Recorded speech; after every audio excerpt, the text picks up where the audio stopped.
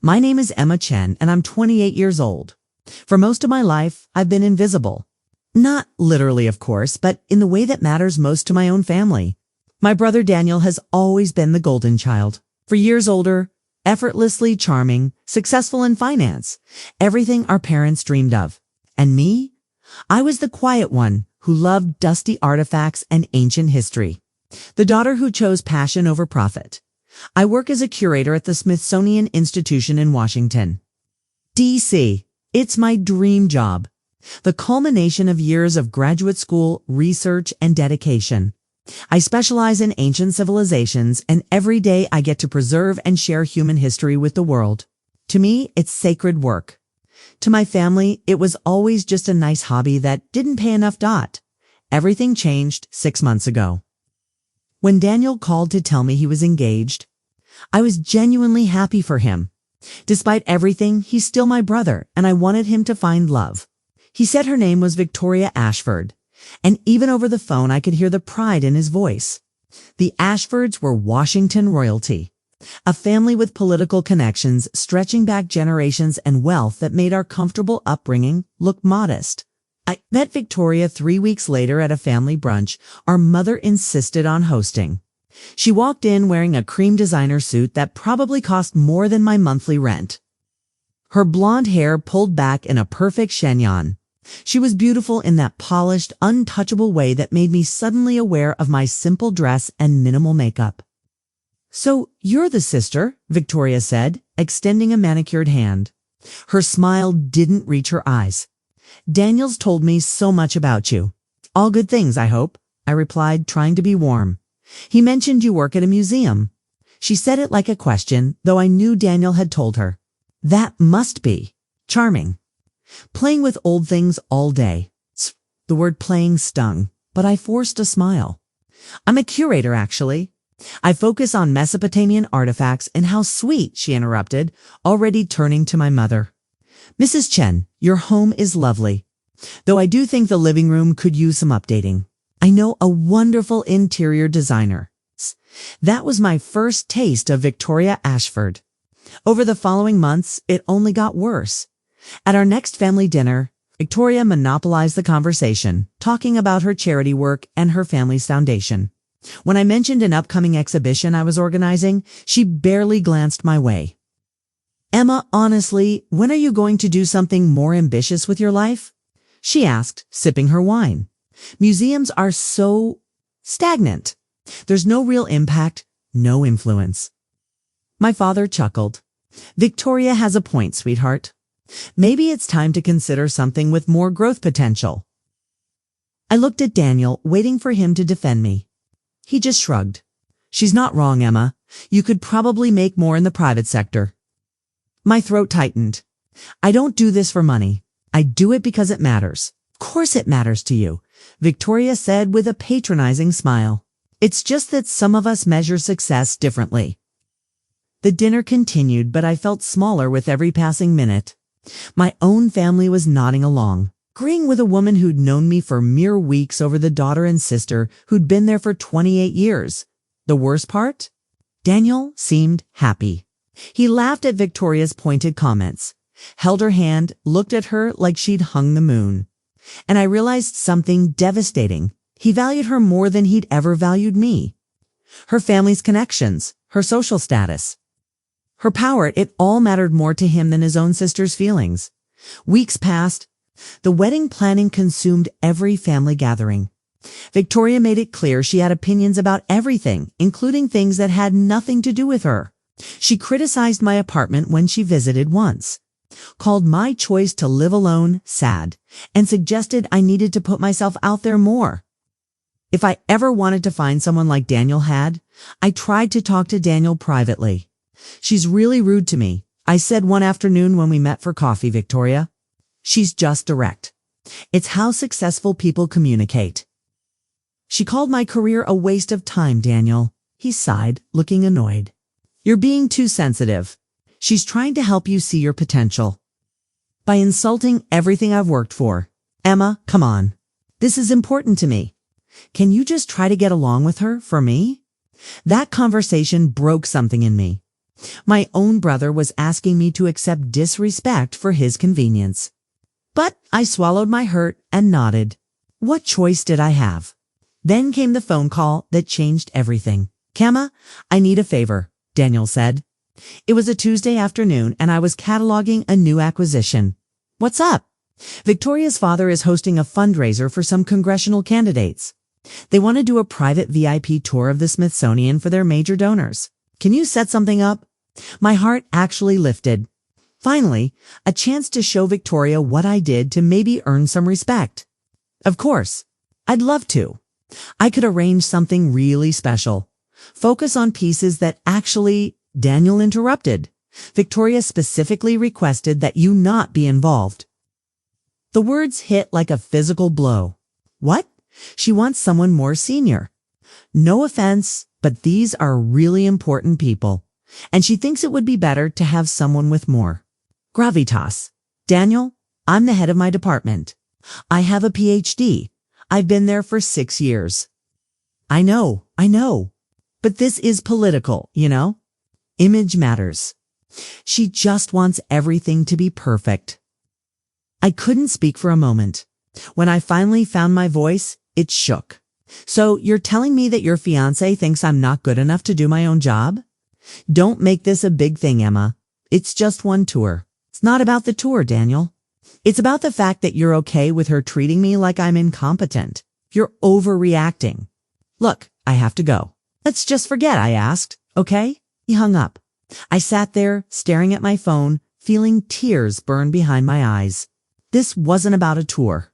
This was about being erased, dismissed, made invisible by my own family. That weekend, there was another family gathering. I almost didn't go, but something stubborn in me refused to hide. I arrived to find Victoria already there, laughing with my parents about wedding venues. I was getting a drink in the kitchen.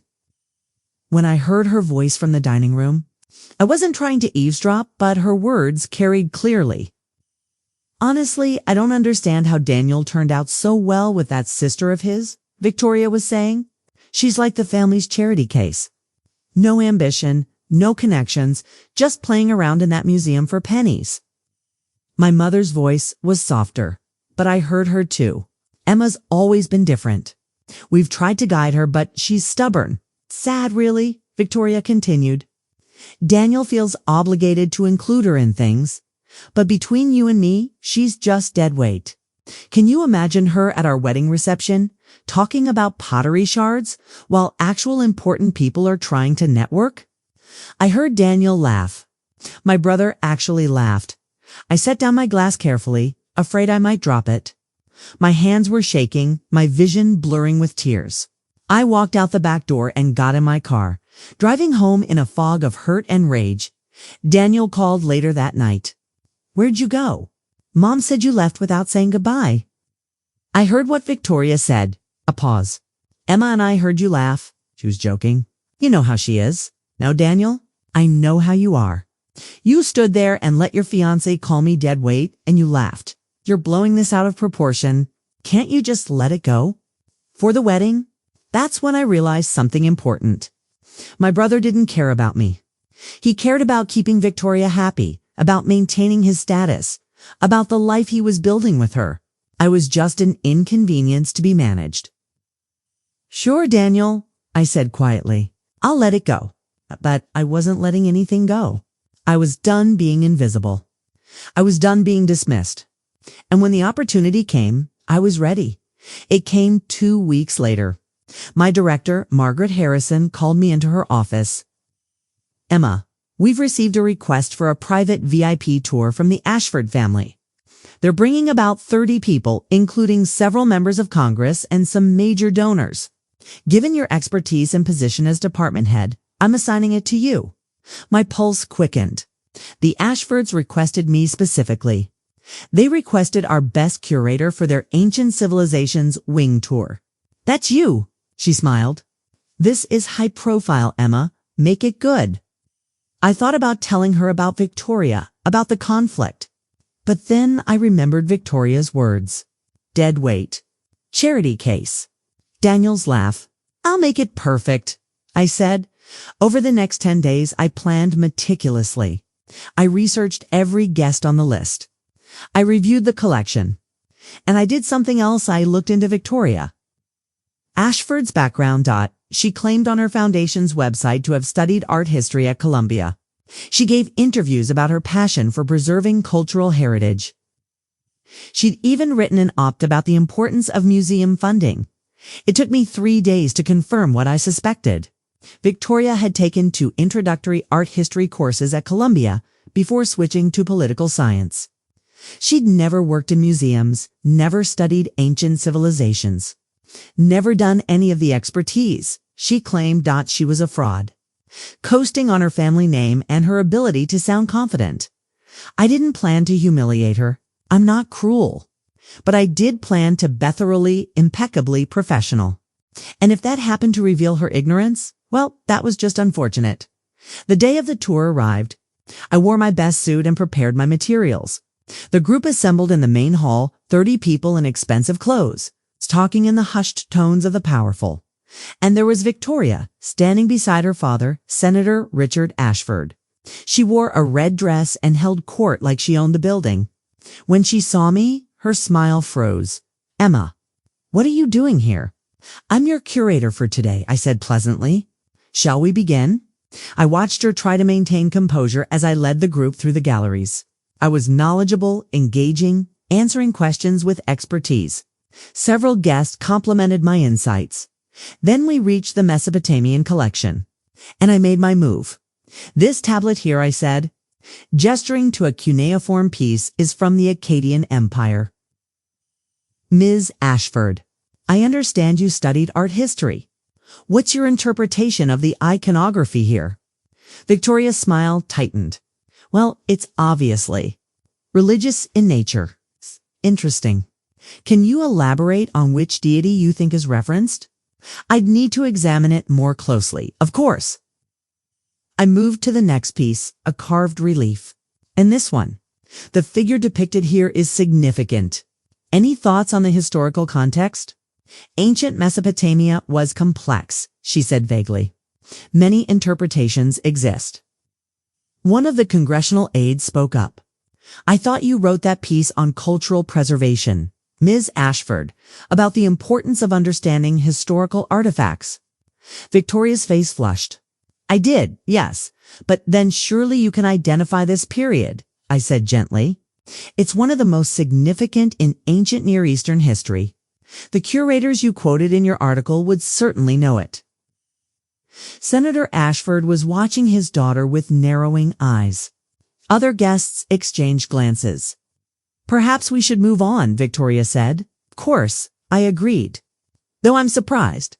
Most people with a Columbia art history background would recognize Neo-Assyrian reliefs immediately. A reporter in the group there for a puff piece on the Ashford Foundation perked up. "You studied at Columbia, Ms. Ashford?" "I took courses there," Victoria said quickly. "She claims expertise in art history and cultural preservation," I added, still smiling. "It's the foundation of her charitable work, according to her interviews." I wasn't being cruel. I was simply stating facts she'd publicly claimed.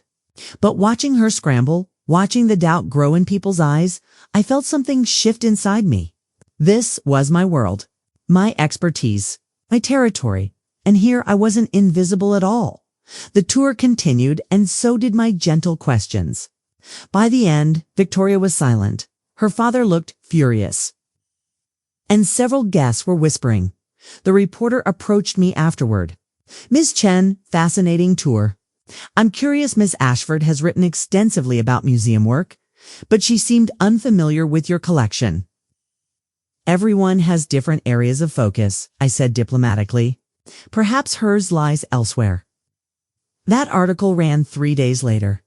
It didn't explicitly call Victoria a fraud, but it raised questions about her, credentials, and her foundation's claims about cultural expertise. The engagement fell apart within a week. Daniel called me, furious. "What did you do?" "I gave a tour. I did my job." "You humiliated her in front of everyone." Her father is livid.